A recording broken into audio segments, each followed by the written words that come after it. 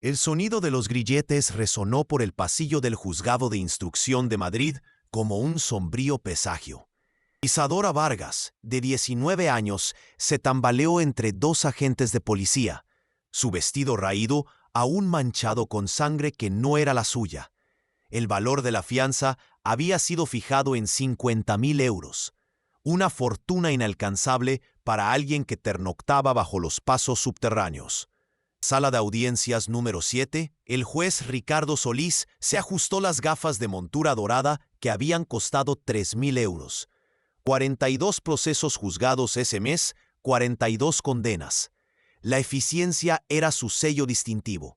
Al ver a la acusada entrar, cabellos despeinados, ojeras profundas, manos temblorosas, algo en su pecho se endureció aún más. Otra delincuente. Otra sentencia fácil. Caso número 3847B, anunció el letrado de la Administración de Justicia. Atraco a mano armada, destrucción de propiedad privada, lesiones corporales graves. El fiscal Sergio Montes se levantó con la confianza de quien nunca había perdido un caso en 3 años. Su traje Armani de 8.000 euros resplandecía bajo las luces fluorescentes. Esparció fotografías sobre la mesa.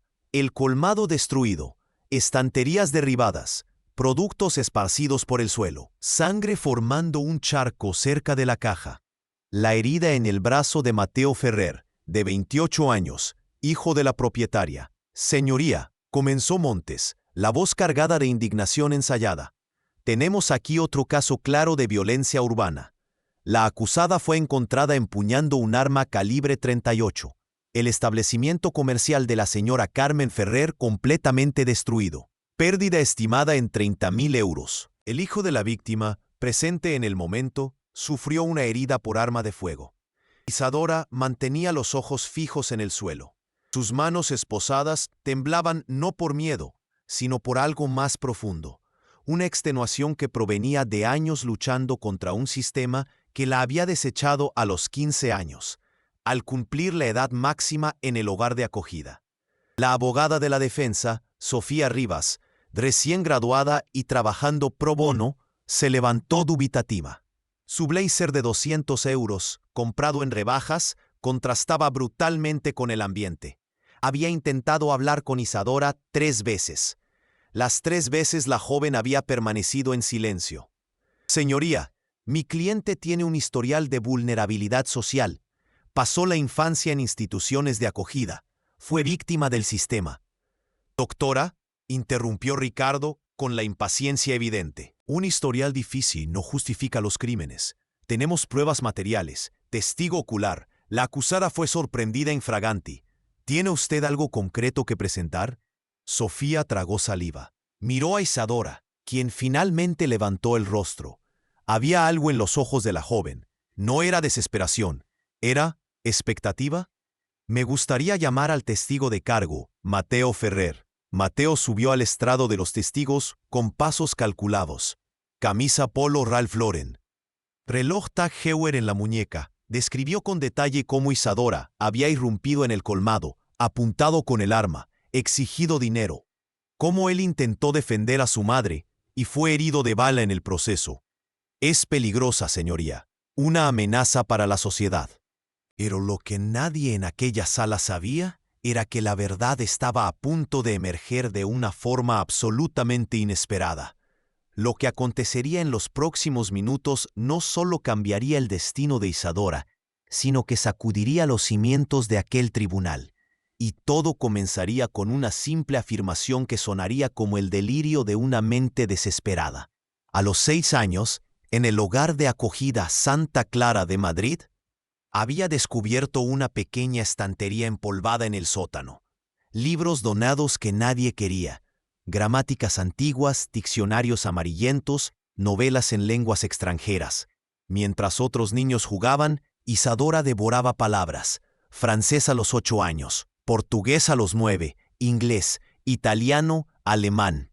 Cada idioma era una puerta a un mundo donde ella no era solo una huérfana más, invisible. Las monjas lo encontraban extraño, pero no interferían. Al fin y al cabo, mantenía a la niña tranquila, lejos de problemas. Cuando cumplió 15 años y fue emancipada, término eufemístico para arrojada a la calle, Isadora se llevó consigo el conocimiento acumulado en 9 años de estudio obsesivo. Las calles, continuó aprendiendo. Biblioteca pública durante el día cuando le permitían la entrada. Por la noche, bajo los faroles, descifrando mandarín, árabe, ruso. Fue en una de esas noches cuando Carmen Ferrer la encontró. La señora de 63 años regresaba tarde del colmado. Tercer atraco aquel año. Estaba exhausta, derrotada. Vio a la joven bajo el farol, leyendo un libro grueso a la luz amarillenta. Algo en aquella imagen, la determinación en medio del abandono, le conmovió el corazón. ¿Tienes hambre, muchacha? Isadora levantó la vista. Vio bondad genuina, algo raro en su mundo. Carmen Ferrer la llevó al colmado. Le ofreció comida, un baño, una oportunidad. Necesito ayuda aquí. Pago un salario de 1.200 euros, pero es honesto. En las primeras semanas, los clientes empezaron a notar algo extraordinario. La joven que organizaba estanterías respondía en francés al turista perdido. Explicaba productos en portugués a la señora argentina. Negociaba en árabe con el dueño del restaurante sirio de la esquina. La noticia se extendió. En el colmado El Encuentro de Carmen Ferrer, la dependienta hablaba cualquier idioma. El movimiento se triplicó. Gente venía de barrios lejanos solo para comprobar si era cierto. Isadora atendía a cada uno en su idioma natal, creando conexiones que transformaban una simple compra en una experiencia humana. Carmen Ferrer le subió el sueldo a 2.000 euros y habilitó una pequeña habitación en la trastienda. Por primera vez en 4 años, Isadora tenía un hogar. «Eres mi hija ahora», dijo Carmen una noche, con lágrimas en los ojos. «La hija que la vida me dio cuando creí que estaba sola». Todo cambió cuando Mateo regresó. El hijo de Carmen llevaba 2 años desaparecido. Problemas con drogas, deudas de juego, malas compañías. Apareció un jueves lluvioso, flaco, con los ojos hundidos, desesperado. Debía 80.000 euros. 80.000 euros a gente peligrosa. Gente que no aceptaba excusas. «Mamá, necesito el dinero. Sé que las tienes. Los ahorros de papá». Carmen había ahorrado 100.000 euros, 80.000 euros a lo largo de 40 años de trabajo. Era su seguridad para la vejez. Mateo lo sabía, y estaba dispuesto a conseguir ese dinero de cualquier forma. Isadora observó la tensión crecer día tras día. Mateo rondando la tienda, presionando a su madre, lanzando amenazas veladas. Carmen consumiéndose, el miedo corroyendo su salud. El día del incidente, Isadora llegó más temprano. Oyó gritos que venían de la oficina. Corrió. La escena que encontró quedaría grabada para siempre. Mateo apuntando un arma a su propia madre. Parte 3. «Mamá, es la última vez que te lo pido». La voz de Mateo estaba alterada. En sudor le resbalaba por la frente. El arma le temblaba en las manos, pero el dedo estaba en el gatillo. Carmen lloraba, encogida detrás de la mesa. «Hijo, por favor». Isadora no pensó.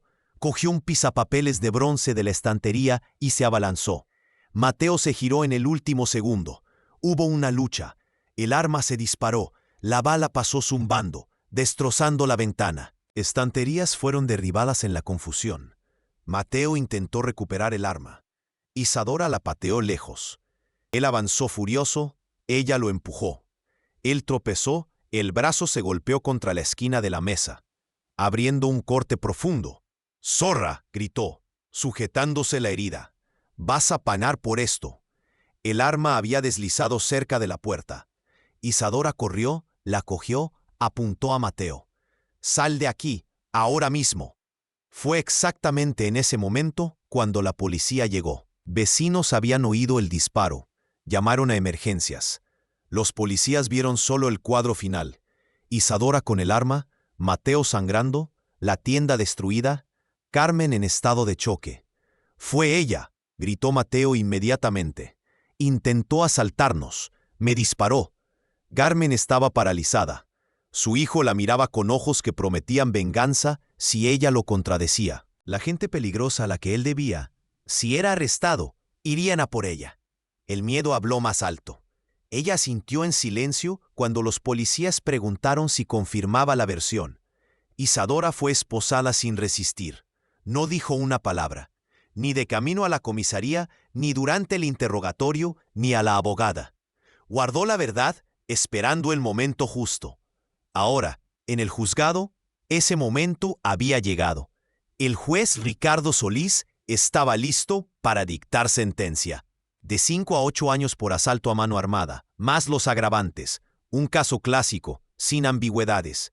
Antes de la sentencia, dijo, siguiendo el protocolo, ¿desea la acusada manifestarse? Isadora se levantó lentamente. Las esposas tintinearon. Miró directamente al juez y por primera vez habló. Señoría, usted está a punto de condenar a una inocente. Pero antes, me gustaría hacer una afirmación que podría parecer irrelevante.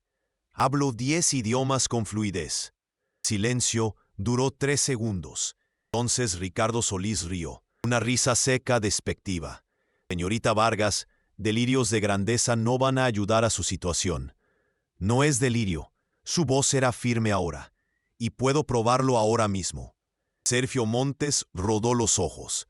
Señoría, esto es claramente una táctica desesperada. 5 minutos, interrumpió Isadora. Solo 5 minutos. Cualquier persona en esta sala puede ponerme a prueba. Cualquier idioma. El público, un señor de origen japonés, susurró algo a su esposa. Una mujer con hijab se inclinó hacia adelante, curiosa. Un empresario italiano, que seguía el juicio por otros motivos, frunció el entrecejo. Esto es ridículo, comenzó Ricardo Solís, pero fue interrumpido. Yo la pongo a prueba. El señor japonés se levantó. Si me permite, señoría. Ricardo Solís dudó. La irregularidad de la petición, pero la curiosidad mórbida de ver a la acusada humillarse públicamente venció. Muy bien. 2 minutos. El señor se acercó y disparó una pregunta compleja en japonés sobre filosofía sintoísta. Isadora respondió, no solo correctamente, sino con matices dialectales de Kioto.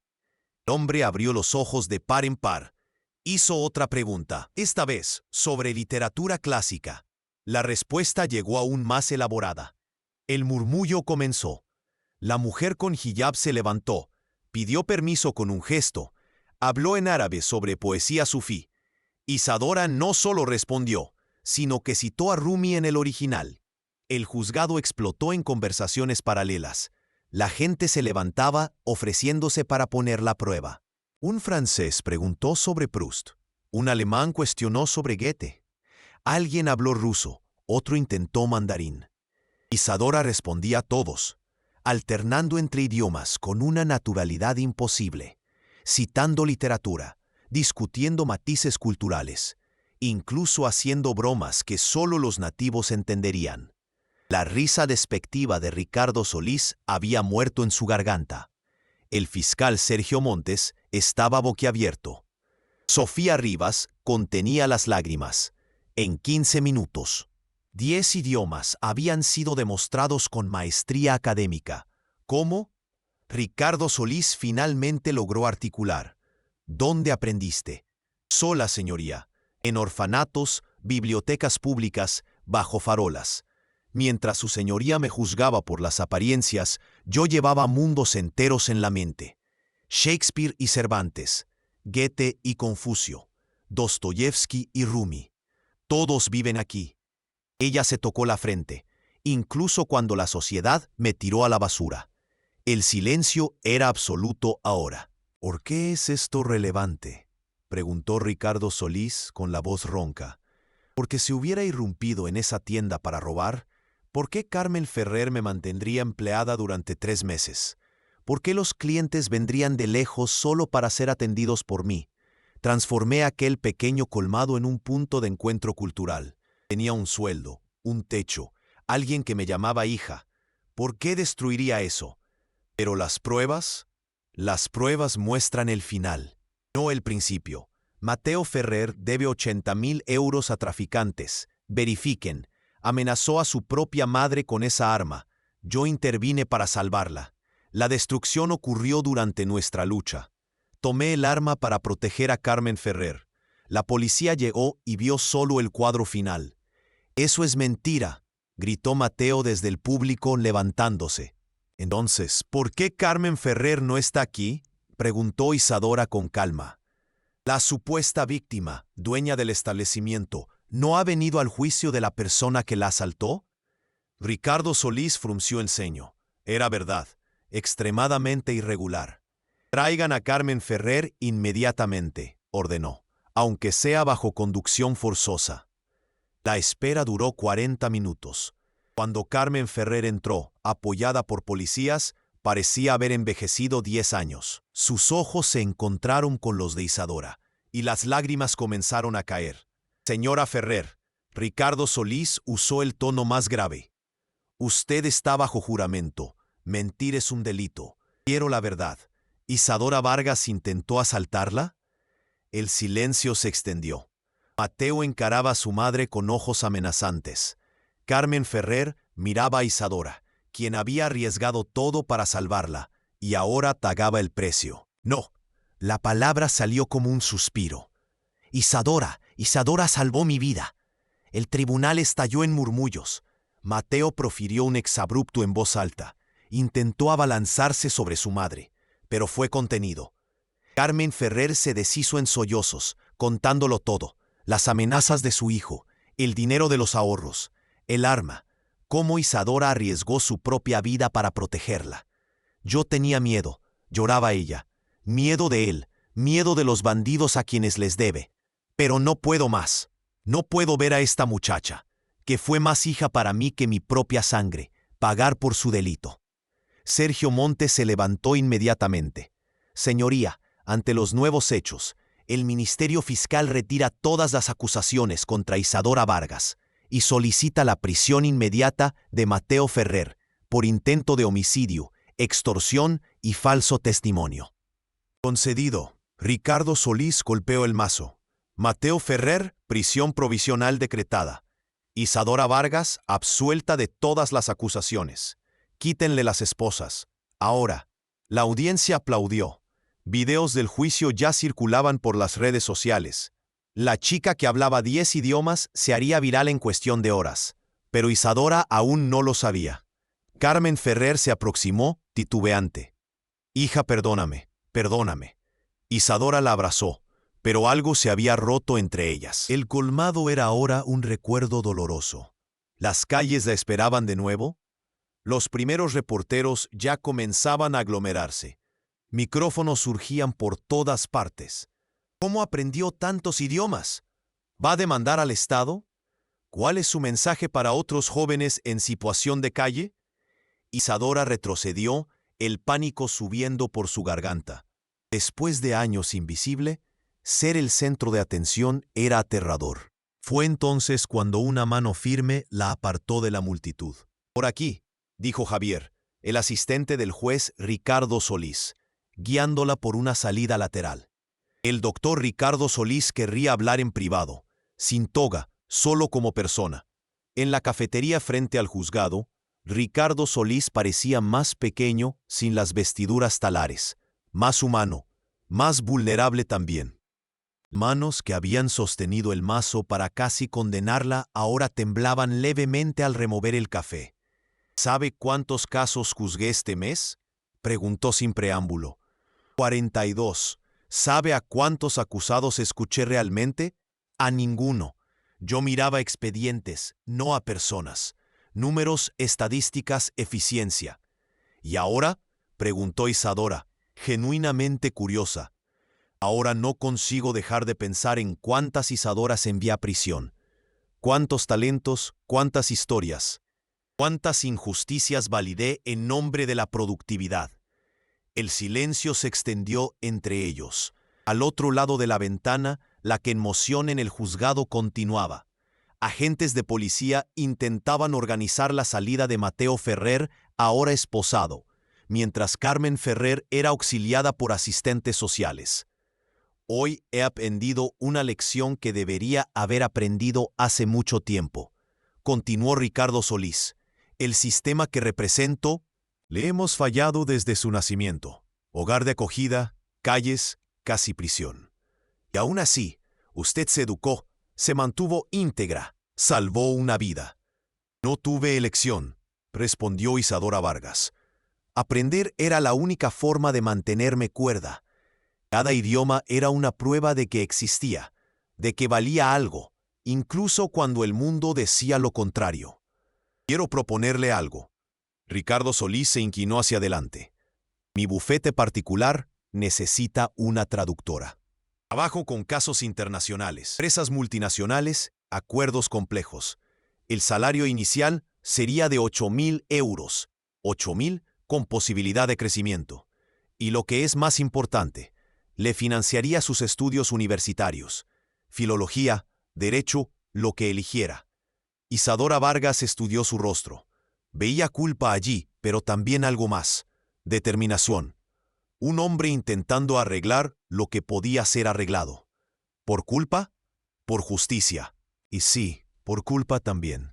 Pero principalmente porque desperdiciar su talento sería otro crimen. Y porque, dudó, porque necesito a alguien como usted para que me recuerde mirar más allá de las apariencias, para mantenerme honesto.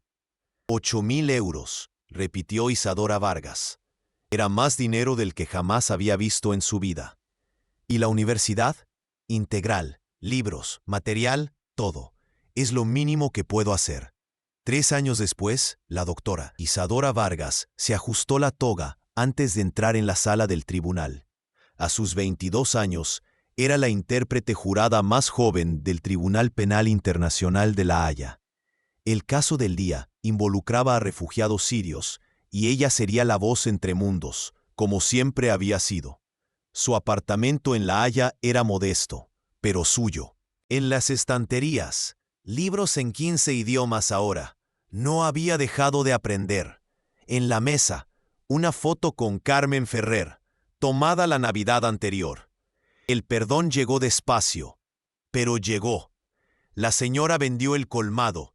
Vivía tranquila en una residencia para la tercera edad, pagada parcialmente por Isadora Vargas. Mateo Ferrer cumplía condena. 5 años por intento de extorsión y falso testimonio. Las deudas con los traficantes fueron saldadas con la venta del colmado, irónicamente salvándole de un destino peor. El juez Ricardo Solís transformó el episodio en una cruzada personal.